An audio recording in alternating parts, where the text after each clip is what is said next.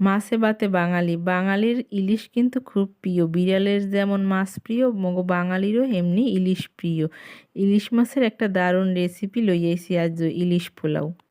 ইলিশ মাছটা কাটতে ধুইয়া লবণ মাইখা লইছি, আর মশলাগুন পাড়ায় সব বাইটে লইছি। মাছটা হলুদ মাইখা লইছি, চাউল ধুইয়া জল জড়াইয়া এরপর বাডা সব মশলা মাইখা লইছি সর্ষের তেল দিয়া।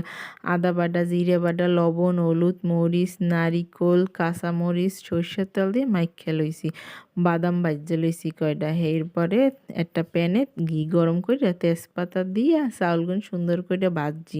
চাউল ভাজার পর গরম জল দিয়া মাছ তারপর আলু দিয়ে দিছি। এরপর অনেকক্ষণ যে ফুটে উঠছে, এই দারচিনিতে সর্ষের তেল মাইখা দিয়ে দিছি পোলাওর মধ্যে। এরপর যে ফুটে উঠছে আর দমে জলটা টানিয়ে গেছে, হয়ে গেছে ইলিশের দারুণ রেসিপি ইলিশ পোলাও।